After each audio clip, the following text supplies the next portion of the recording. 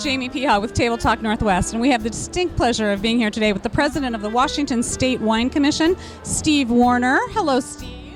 Hi, Jamie. How are you? I'm doing great. Very exciting today. This is the Washington State Wine Restaurant Awards, or does it have a different name now? It has a different name now. We started it actually in 2002, which, funny enough, was 12 years ago, given how important the 12th man is. We started off as the Restaurant Wine Awards, and it was really about a celebration of restaurants who supported Washington State wine and had high levels of professional wine service. And so it has grown, and I know it now includes retailers as well. And the importance of these awards, one, for the Washington wine industry, but for the people that you're awarding, how would you share that with folks? Well, I think what's important is we did grow it. Last year, as a matter of fact, we expanded it to include retailers, distributors, and tourism, because we felt really strongly that they had an important part to play in raising the awareness of Washington State wine, the brand, and our superior quality. Excellent. Well, in tourism and wine tourism, I think wine leads the pack when it comes to tourism. Would you agree? Well, we've seen amazing increases. I think in 1999 we had about 350,000 wine tourists. When we did a study in 2011, that number had grown to over 2.5 million per year. There's a lot of people coming to Washington State, folks, so if you have not been here, this is the place to come. So if you had to just sum it up a little bit about Washington State wine for people who have never had a Washington wine before, what would you say?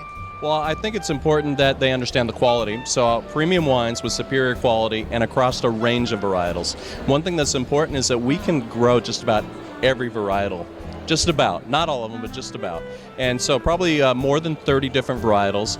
And what makes that possible is where we are on this earth, our terroir. We're in the sweet spot, and we can grow just about anything. And considering that our first AVA was established only 30 years ago, and we're already outperforming all the major wine-producing regions in the world, as score-wise, how much better are we going to continue to get as we dial in the varietal to location, and as our winemakers continue to get better and better?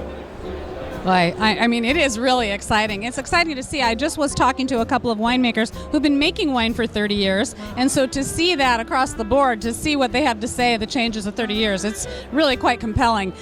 So one of the things I want to ask you about, I know that you just launched a new app for consumers called the Recommendeur.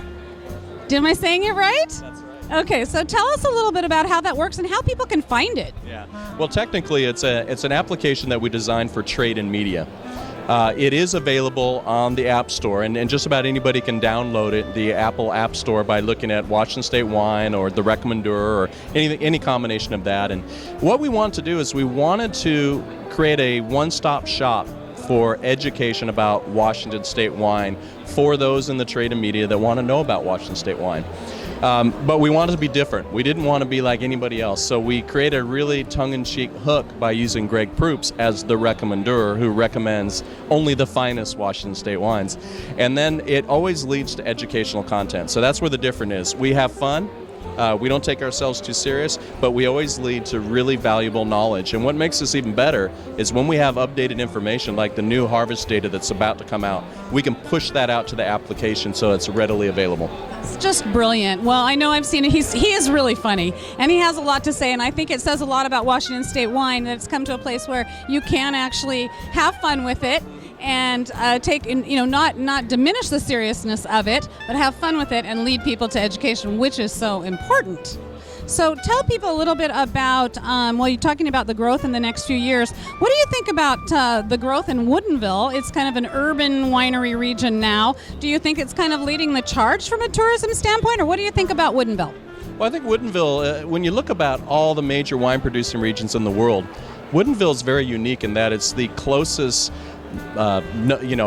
nucleus of wineries within 25 minutes of a major metropolitan city. So what I particularly enjoy about Woodinville is that people who come to our state for the first time, or maybe it's their 10th time, but they don't really know about our wine, they can go to Woodinville to discover our wines. And then to me, that's kind of, I sometimes joke, it's kind of a gateway drug, because once they get hooked on Washington wine, then they want to know more and they want to explore, and that actually leads them to go to Eastern Washington and explore all of our other AVAs and all the other tourism opportunities that are available in our state.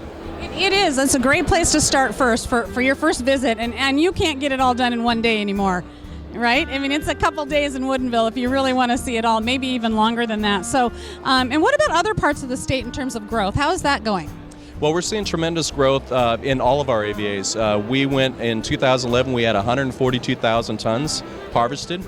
In 12, we went from 142 to 189,000 tons. And preliminary data right now shows that the 2013 harvest will be a record harvest of about 208,000 tons. So all that fruit's available for all these winemakers, and it's supporting the wine tourism. So you see a lot of growth out of Walla Walla, even places like Chelan, Yakima Valley, all throughout the Columbia Valley. Even I was recently down in the Columbia Gorge, and they're seeing lots of tourists even through the winter. This is all such great news. It really is. Washington State Wine, and your website is washingtonwine.org. So people can find lots of information there. And if you're a first-time person, have never had a Washington State wine, you need to go to washingtonwine.org. They've got great maps there. And if you're in the trade and media, you need to check out the Recommendeur app. You can find it on iTunes.